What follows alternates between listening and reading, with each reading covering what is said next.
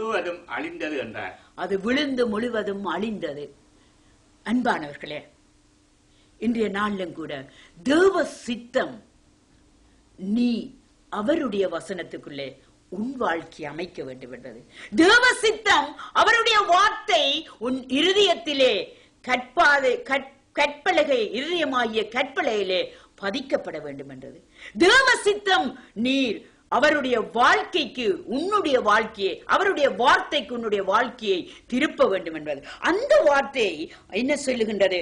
தேவ வசனத்தை கேட்காத அந்த புத்தி இல்லாத மனுஷன் என்ன செய்கின்றான்? புத்தி உள்ளவன் என்ன செய்கிறான்? கண்மலையிலே அவன் அஸ்திவாரத்தை போட்டு கட்டிடத்தை எழுப்புகின்றான்.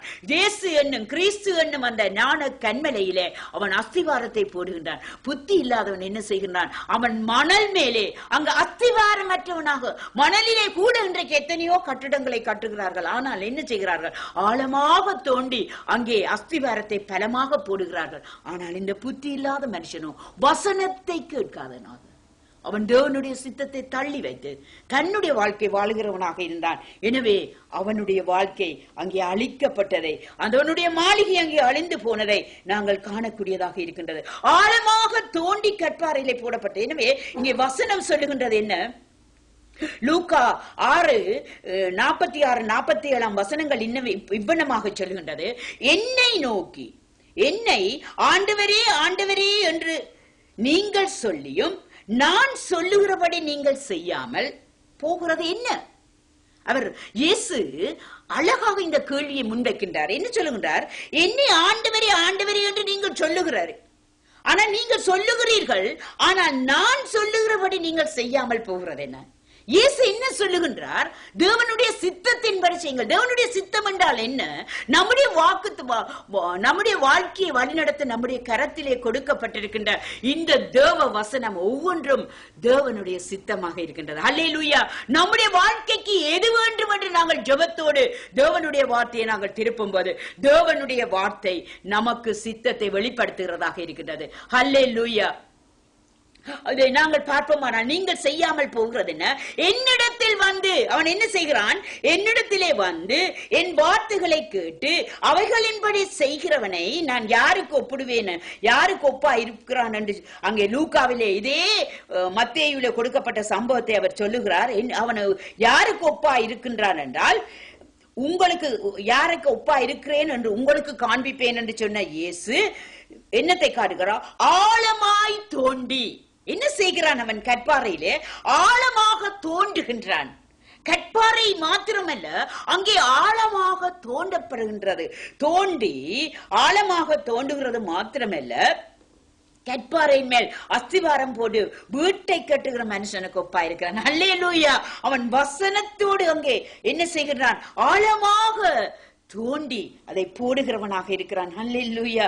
இதைத்தான் இயேசு அவருடைய சித்தம் என்று இந்த இடத்துல வெளிப்படுது. எனவே இந்த பகுதியிலே சித்தம் என்ன? அவருடைய வசனம். நாங்கள் நம்முடைய விசுவாசத்தை ஆழமாய் போட வேண்டும் என்பதை.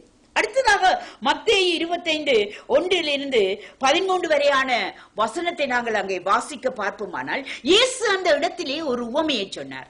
இயேசு அந்த இடத்திலே என்ன சொல்லுகிறார்? பரலோக ராஜ்யம் 10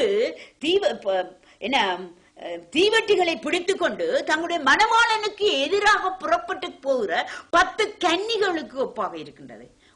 ஒரு உவமையை சொன்னார் இயேசு. பரலோக ராஜ்யத்துக்கு அநேக உவமைகள் சொல்லப்பட்டிருக்கின்றது. அதிலே ஒன்று, பரலோக ராஜ்யம் என்ன எப்படியாக இருக்கின்றதாம்? தங்களுடைய மணவாளன், இதோ மணவாளன் வருவார் வருவார் வருவார் என்று சொல்லி எதிர்பார்த்து காத்திருக்கும் திருச்சபைகளுக்கு இன்றைக்கு கொடுக்கப்படும் செய்தி இதுவாக இருக்கின்றது. மணவாளனை எதிர்கொண்டு போவதற்காக 10 தீவட்டிகளோடு அங்கே 10 கன்னிகைகள் வருகிறார்கள். அதிலே ஏற்கனவே சொல்லப்பட்டாவிட்டது 5 பேர் புத்தி உள்ளவர்கள், 5 பேர் புத்தி இல்லாதவர்கள். புத்தி உள்ளவர்களோ தங்களுடைய தீவட்டுகளிலே எண்ணெயை கொண்டு போனார்கள். புத்தி இல்லாதவர்கள் என்ன செய்தார்கள்? தங்கள் தீவட்டுகளிலே எண்ணெயை கொண்டு போவில்லை. என்ன நடக்கின்றது? மணவாளன் வருவார் வருவார் என்று இன்றைய நாட்களிலே சபையானது இயேசு கிறிஸ்துவின் வருகையை எதிர்பார்த்து நிற்பது போல, மணவாளனுடைய வருகையை எதிர்பார்த்து நிற்கின்ற இந்த மணவாட்டி திருச்சபை போன்று அன்றைக்கும் அந்த கன்னிகைகள் என்ன செய்கிறார்கள்? இந்த மணவாளனை எதிர்பார்த்து காத்து கொண்டு நிற்கிறவில்லை. மணவாளன் வர தாமதமான போது என்ன நடக்கின்றது? அவர்கள் தூங்கி விடுகிறார்கள். 10 பேரும் எதிர்கொண்டு போனவர்கள் தான்.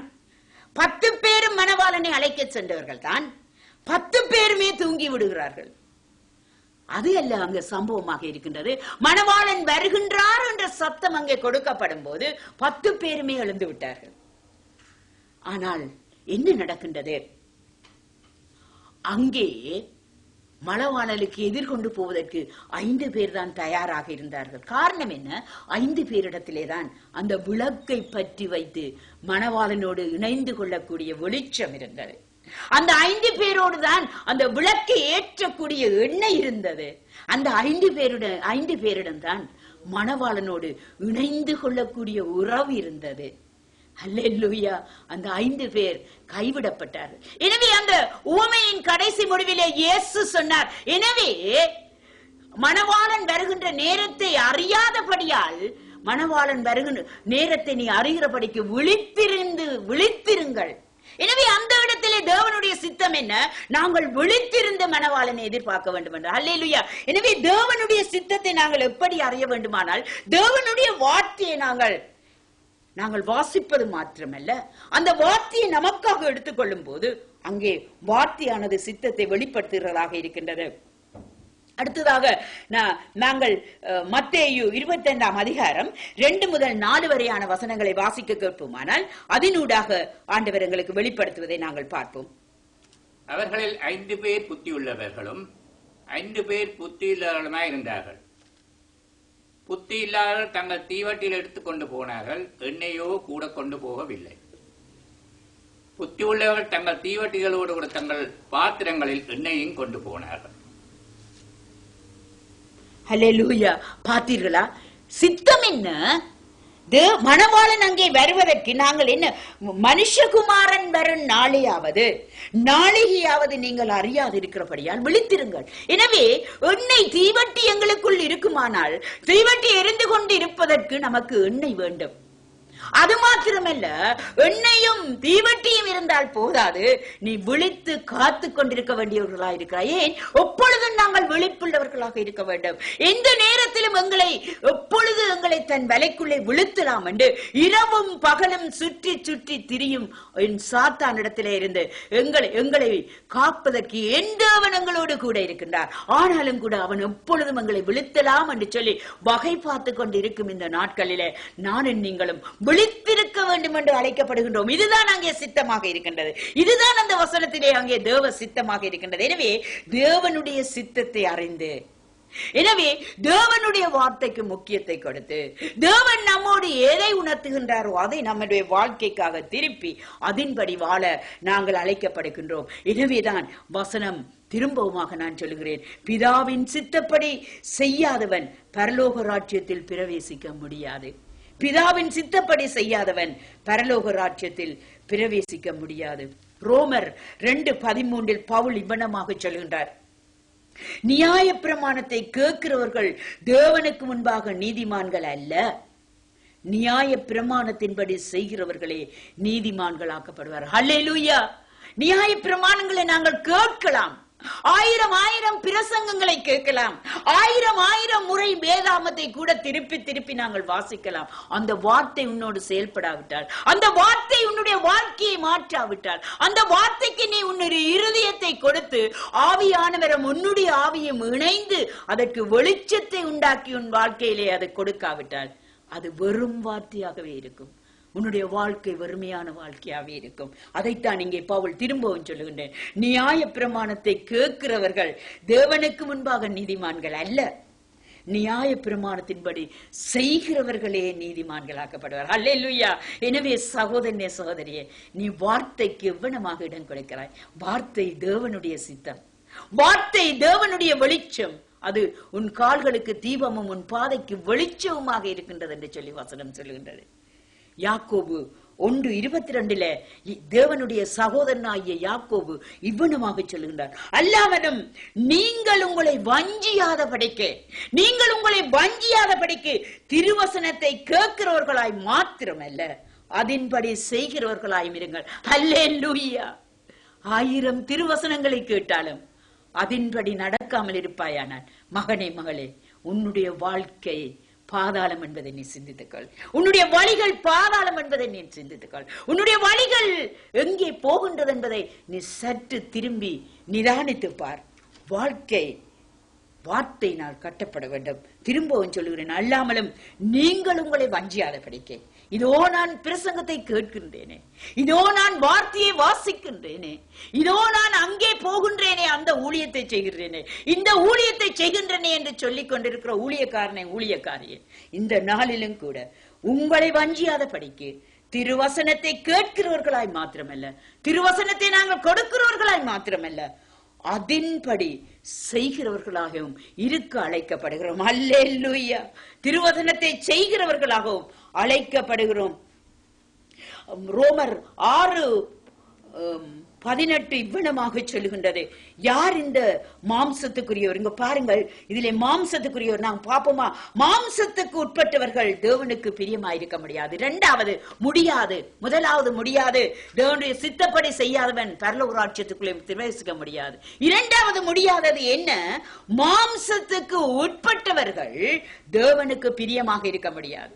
யார் இந்த நாங்கள் மாம்ச தேகத்திலே வாழ்ந்து கொண்டிருக்கிறோம், மாம்சத்துக்கு உட்பட்டவர்கள் என்று இங்கே சொல்லப்படுகிறதே, அப்ப மாம்சத்துக்குள்ளே இல்லாதவர்களும் இந்த உலகத்திலே வாழ்கிறார்களோ என்ற கேள்வி நமக்குள்ளே இந்த வேளையிலே வர முடியும்.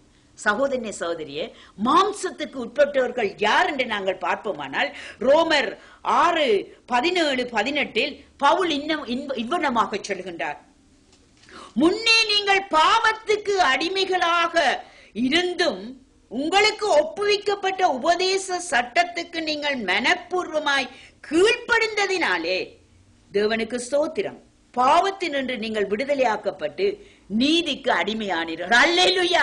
யார் இந்த மாம்சத்துக்குள்ளே இருந்தவர்கள் என்று பார்ப்போமானால், முன்பு தேவனுக்குள்ளே நாங்கள் வருவதற்கு முன்பதாக, தேவனுடைய ராஜ்யத்தை நாங்கள் அறிய முன்பதாக, தேவனுடைய சத்தியத்தினாலே விடுவிக்கப்படாமல் இருந்த காலத்திலே சுபாவமாக அதே என் சுபாவ தந்தையினுடைய அன்பினூடாக வழிநடத்தப்பட்டு வந்த அந்த பாவ ஜீவியத்திலே வாழ்ந்து கொண்டிருந்த நாட்களிலே நாங்கள் மாம்சத்துக்குரியவர்களாக இருந்தோம்.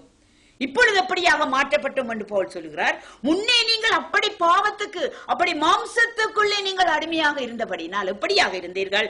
பாவத்துக்கு அடிமைகளாக இருந்தீர்கள். இப்பொழுது என்ன செய்கிறீர்கள்? இப்பொழுது என்ன செய்கிறது? உங்களுக்கு அப்படி இருந்தும், அடிமைகளாக இருந்தும், உங்களுக்கு ஒப்புவிக்கப்பட்ட உபதேச சட்டத்துக்கு நீங்கள் என்ன செய்கிறீர்கள்? மனப்பூர்வமாக, வாயினாலே அல்ல, கேட்டுவிட்டு அப்படியே மறுகாதினாலே விடுவதினாலே அல்ல, மனப்பூர்வமாக இதயத்தை முழுமையாக ஒப்பு கொடுத்து என்ன செய்கிறார்கள்? மனப்பூர்வமாக கீழ்ப்படிந்தார்கள். அன்பு செலுத்து என்ற வேளையிலே அன்பை செலுத்தினார்கள். மன்னி என்று சொல்லுகிற வேளையிலே மன்னித்தார்கள், மன்னிப்பை கொடுத்தார்கள். ஒரு முறை அல்ல, இருமுறை அல்ல, வாழ்க்கை முழுவதுமே மன்னிப்பு கொண்டிருந்தார்கள்.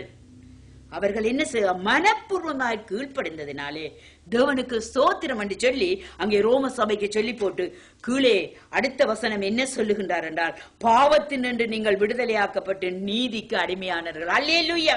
இப்பொழுது நாங்கள் நீதியின் பிள்ளைகள். எதினாலே? நம்முடைய சுயநீதினால அல்லவே அல்ல சகோதரர்களே. நம்முடைய சுய நீதி அழுக்கு கந்தை. அது அழுக்கு கந்தை. அது தேவனுக்கு முன்பாக கொண்டு வர முடியாத ஒன்று. நம்முடைய அழுக்கு கந்தையான நீதியை ஆழ்கடலிலே போட்டு தன்னுடைய சுய நீதியினாலே சிலுவையிலே சம்பாதித்து தந்த அந்த விடுதலையினாலே நானும் நீங்களும் நீதிமான்கள் ஆக்கப்பட்டிருக்கிறோம். எதினாலே? இந்த வார்த்தைக்கு நாங்களை அடிமைப்படுத்தி, இந்த வார்த்தைக்கு நாங்கள் நம்மை கீழ்ப்படுத்தி, இந்த வார்த்தைக்காக நம்முடைய ஜீவனையும் கொடுக்க நம்முடைய வாழ்க்கையை திருப்புகிற வேளத்திலே நாங்கள் நீதிமான்களாக்கப்படுகின்றோம். நாங்கள் நீதிமான்கள். நாங்கள் மாம்சத்துக்கு உட்பட்டவர்களாக அல்ல, தேவனுக்கு பிரியமாக இருக்க மாறுகிறவர்களாக மாறுகின்றோம். ஆவிக்குரியவர்களாக மாற்றப்படுகின்றோம். நம்மை ஆவிக்குரியவர்களாக மாற்றுவது எது?